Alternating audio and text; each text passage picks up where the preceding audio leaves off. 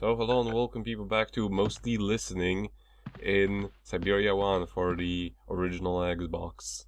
Yeah, Nico's going to edit out all my hot takes because they're incredibly foul. Probably, yes. Good day to you, gentlemen. Tell me, young lady, to what do we owe this pleasure? Please do be brief. We do not have very much time on our hands. As rectors of this university, we have serious matters to attend to and our time is precious. I have heard you wish to meet the owner of the train that is currently in your station. May I know the reason for your summons? We are surprised that your train has not yet left, miss. The situation is most regrettable.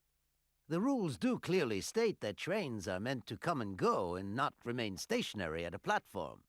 Trains should first stop, then subsequently leave. That is the rule. We agree then, dear colleagues, that what we're dealing with is deviant behavior. This matter really is cause for concern. It's a clockwork train, you see? So it needs winding up again. Unfortunately, there is no equipment in the station to do this. A clockwork train? That's strange. How very quaint. You mean it's some sort of mechanical toy? You are causing a hindrance to us, miss. I am very hopeful that I will find what I need along the wall. The wall? Miss, that really is not a suitable place for you to go. Especially for a young lady. You see, miss, we freely admit that every day we praise the existence of that particular edifice. We owe the integrity of our dear university and the fine education it provides to the wall. It protects us from harm and invasion from the unknown. May God protect us from what is beyond those ramparts, miss. Please believe me. I don't have any choice. I must continue my journey. Such a decision is a correct one since it's in line with regulations. Thus, your train will indeed be able to leave. And consequently cease to obstruct our station. I haven't introduced myself. My name is Kate Walker. Walker, haven't we already had a Miss Walker? Ethnology Masters, September 1953, if my memory serves me correctly. Perfectly well, my dear colleague. But if I may be so bold, it was a Mr. Walker and not a Miss. It was Bill Walker, sat this June 68 exams.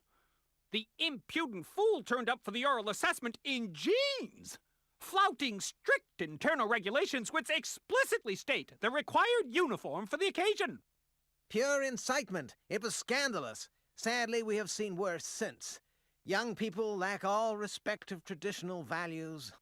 Tradition, young lady. One must always uphold tradition. You see, I didn't actually intend to stop here, but the springs of my train gave up, you see?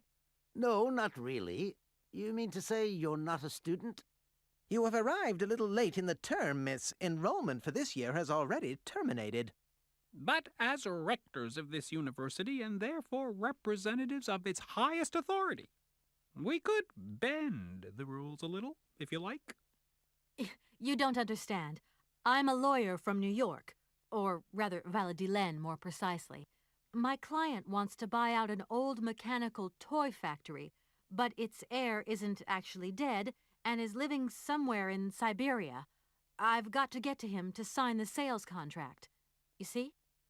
Not really. This is a most peculiar tale. A kerfuffle of the highest order. We have an excellent law school, if you should ever change your mind. Can you possibly help me out here? Miss, your insistence is almost verging on indecency. We cannot constantly be at your disposal. We have many other requests to attend to. If you don't mind, could you not disturb us all the time? Thank you. Does the name Hans Vorarlberg mean anything to you by chance? Ah, one of the brightest, most idealistic intellects to have graced our university. Hans Vorarlberg. I remember speaking to him once. I was still a student at the time. He just stared at me, lost in thought for a while. He scarcely ever said a word. But how can one forget him? Idealistic? I'll grant you that, but bright? Oh, don't go too far. He was completely incapable of passing any exams. All he ever did was to sit in on lessons, and not many of them either. Paleontology, mainly. He had an unhealthy passion for mammoths, which matched the state of his intellect perfectly. That is to say, prehistoric. Prehistoric? How dare you? A little far-fetched, maybe. But he did have flashes of intellectual brilliance, comprehensible only to high-minded scholars who hold no score by appearances. My dear colleague, your hasty conclusions are somewhat cavalier. My assessment is wholly accurate. The boy was a little odd. You must concur if my father, who was rector of the university at the time, had not shown great indulgence towards him. Hans Vorarlberg would have never attended this establishment. What about the bandstand, then? Is that the work of a deranged mind? Even after all these years, you are still jealous of it. My dear colleagues, I beseech you, let's show some decorum. We have a visitor. What do you want with Hans Vorarlberg, miss? Are you a member of his family? No, not at all. I'm looking for him to clear up an inheritance matter. Is he still here? What? Here? At the university? No, not at all. He left a long time ago. Yes, a very long time ago. The very year I was nominated to this position, in fact. Almost 50 years ago already. The poor soul moved on once he learned all he needed to know about mammoths. Ah, this establishment was never quite the same after his departure, it must be said. You mean to say it was never as bad? All that oddball brought to this university was his misplaced fantasies. Gentlemen, let's try to retain the calm and level-headedness that befits our position. Excuse me. Miss, we find ourselves terribly put out by the presence of your train in our station and by its recurrent immobility. Indeed, the situation is very regrettable. Your huge locomotive is very cumbersome. A train should first stop, then subsequently leave. That is the rule. That idea of the station aviary is really very original. It's the pride of our university.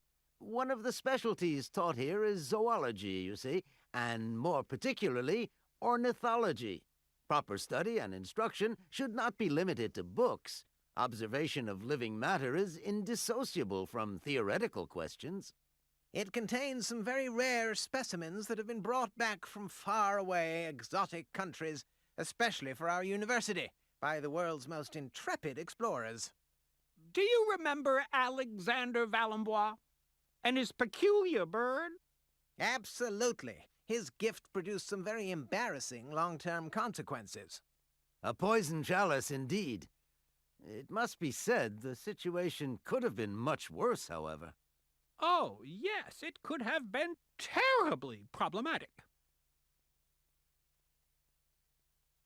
You wouldn't know if there is any Forest Sauvignon here in Barrackstadt, would you? Absolutely. When he says absolutely, he means, of course, absolutely none. What we mean, of course, is that we are absolutely positive there is no Forest Sauvignon here in Barrackstadt. Really? Are you sure? Because I read in a book that Barrackstadt possesses a number of plants. I wouldn't mind getting a hold of some if possible. Out of the question, miss.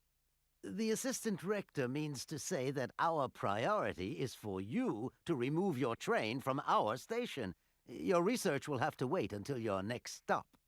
Yes, that's right. Your train must leave the station immediately, so please refrain from wasting our time in needless visitations. Don't forget the regulations, miss. Don't forget them. Trains should first stop, then subsequently leave. And quickly. Some sailors have agreed to tow the train, but I don't have enough money to pay them. I was wondering if you could help me out. For a while.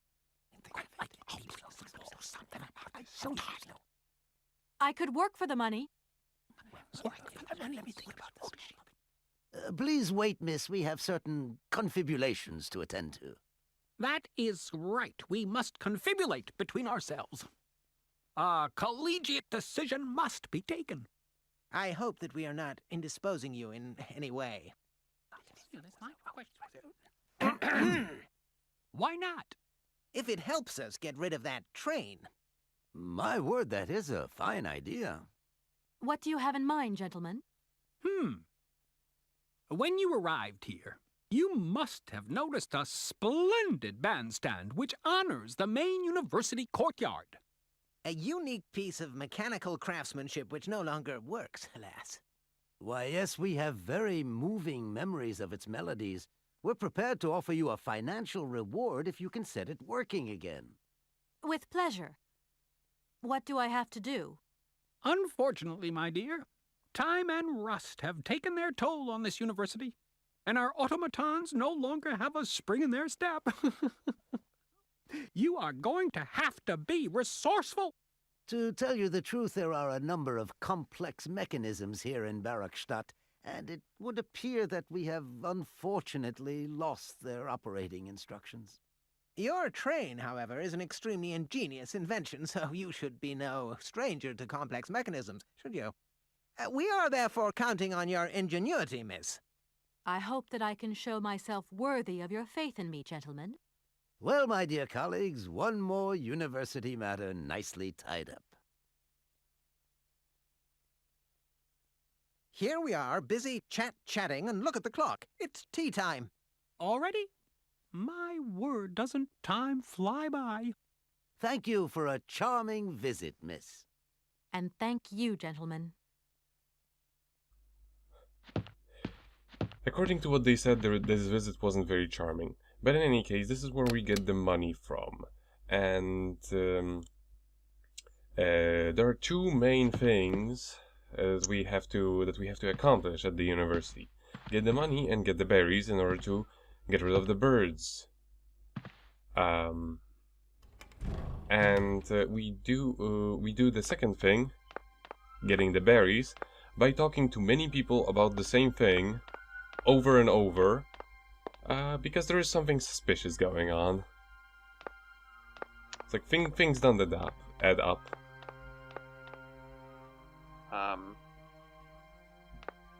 So we're now going to talk to this man here.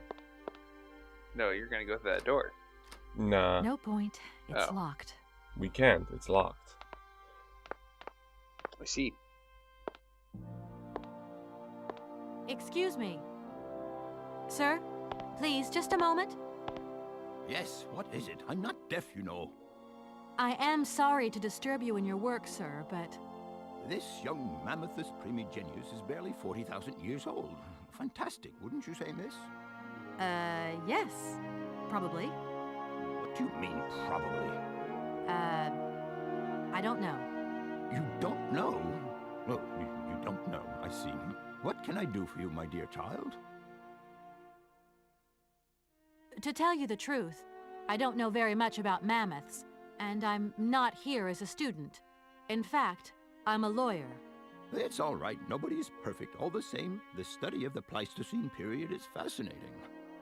I'm sure it is, but I'm sorry to say my current mission is totally monopolizing my time. Another time, maybe. Ah, that's what they all say. But anyway, let me present myself. I am Cornelius Ponce, Emeritus Professor and Lecturer at the University of Barakstadt. I'm proud to say that I'm head of the Department of Paleozoology at our university. Kate Walker. Pleased to meet you. It wasn't really my intention to stop off here, but I'll confess, this university is really very impressive. Ah, indeed. There's such a tradition of learning here. And so much knowledge, a real depth of culture, intelligence, and gray matter. I myself did my studies here and never left. Actually, I'm here because I've been summoned by the rectors of the university. Oh, I see. You must have made a mistake on your enrollment form. Oh, no. I haven't come here to study. I have an important matter of inheritance to attend to. I have to find the heir. And you hope you will find him here? I'm not altogether sure. But you see, my train broke down coming into Barakstadt station. In that case, my dear, you must come to one of my lectures. Here's a question for you. Do you know what the Proboscidean order is? The Probowhatian? Ah, you see. There are gaps in your knowledge that need refreshing. I feel I've lost my way a little here. I could really do with your help. Oh, my dear child, you've chosen your moment. I absolutely must finish off my lecture for this afternoon. It's a lecture about mammoths? Oh, yes and no. More specifically, it is about their migration. Do excuse me, I need to concentrate. To tell you the truth, I'm looking for Mr. Hans Vorarlberg. He's the sole heir of a very unusual factory. My company is in charge of negotiations for the takeover of this factory. At last word, he was living in Syberia, so as soon as my train is ready, I'll be continuing my journey eastwards. Syberia. Ah, Syberia. But what was it you said again? Said what? You mentioned a name. The person you are looking for. Vorarlberg. Hans Vorarlberg. Do you know him? Hans Vorarlberg. How could I forget him? Such an extraordinary fellow. So inventive.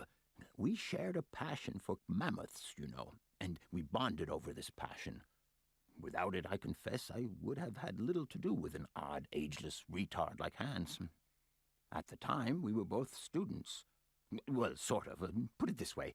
Hans had special permission to attend paleontology lectures. You see, he didn't really have the necessary qualifications. In exchange, Hans did a few odd jobs around the university. Your Hans Vorarlberg sounds uncannily like the one I'm looking for. I'm not sure, my dear. Hans was above all questions of money and business. Just to imagine him running a factory, perish the thought. Can you tell me a little bit more about him? He was always a mystery to me. He never said very much, and never quite seemed to grasp what you said to him. He expressed himself instead through his incredible mechanical contraptions. His inventions, I admit, have been much appreciated by the university. The few times we really did talk, it was about his strange interest for mammoths and a doll. Some sort of doll that obsessed him. A doll, you say? Yes, he kept talking about it. One day he described it to me. A sort of children's toy. A miniature mammoth mounted by a mount. It appears he found it in a cave not far from his home. The event all sounds very dramatic. His account was slightly confused, but it awoke a great interest in me. What do you mean? To my knowledge, there was only one tribe who made figurines featuring a mouth, and that tribe is the Yukols. They live in the farthest reaches of Syberia, and for them, the dolls constituted a sacred object, illustrating one of their central legends. How such a doll made the journey from the frozen Siberian north to a cave in the French Alps is a mystery to me. Even today, it is beyond my comprehension. Have you considered that Hans Vorarlberg was maybe making it up? You said yourself he didn't seem to have all his mental facilities intact. No, that's impossible. Hans couldn't invent a story like that. The doll is a sacred part of the Syberia legend. He described it to me in exact detail. Syberia itself is a chimera that paleontologists of the world are very fond of pursuing. Arriving in Barrackstadt is an amazing experience. I've never seen such a station. You came by train? Yes, in a kind of clockwork train with a spring mechanism that winds down regularly. You mean you drive a train? Young ladies of today never cease to amaze me. Oh, no, I'm not the engineer. The train's engineer is actually an automaton. I am sorry, all this probably sounds very strange. A clockwork train, driven by an automaton. I once knew a man long ago who could have invented such a train. It was he who designed the bandstand in the main square. To think that he was even capable of creating such a gadget. He was astounding, a true genius. But oddly, at the same time, he was also almost a child. It was as if his mental and physical evolution had definitively halted at the age of 10. Can you believe that? Yes. I think I can believe that. At least I'm beginning to. My train stopped in a peculiar aviary. It's very odd. A lot of bird species seem to seek harbor there. Ornithology is far from being my favorite subject, but I must concede that the station is the pride of the university. It was initially intended for teaching purposes, but then birds started arriving from all around the world. It seems that there are still rare species breeding there and flourishing. Are there? Can you give me an example? I have been told about a kind of bird with peculiar habits. Let's see now, the Amazon cuckoo. That's right. But, I'm so foolish. I can't remember what was so special about it. Just that its behavior is very peculiar. The Amazon? Where's the Amazon? What is the Amazon? I'm sorry, my dear, but one cannot learn everything in a lifetime. Specialization is the key to real knowledge. Why don't you pay a visit to our library? Thank you very much. If I were to say Forest Sauvignon to you, what would you say? Oh, let's see. Sauvignon. Sauvignon? I would say it's some kind of tropical shrub, don't you think? We are talking about the same plant, then. It is a very rare shrub with small, juicy fruits. I found a book about the Amazon, and it says that there are even Sauvignon plants growing right here in Bergstadt. You wouldn't know where, would you? Amazon Sauvignon plants here? No. No, I don't think there are any. Highly implausible. But you should ask the station master. He is keeper of the greenhouse at our university, so he could tell you more than me. Oh, thanks very much. Professor, how do I say this? You see, I didn't think I'd need a lot of money when I set out. And it turns out I need money after all. It's a delicate matter, I know, but I was wondering if you could help me out. My dear, it would be a pleasure, but you see, I barely have enough myself to cover my meager expenditure on what I'm paid by the university. Sorry, I didn't mean to offend or... However, if we look at the example of Hans, it is true that our university always rewards people who perform some service for it. This is our dear rector's jurisdiction, however. I'll leave you in peace. I hope I haven't disturbed you too much. Sorry? No, not at all, my dear child.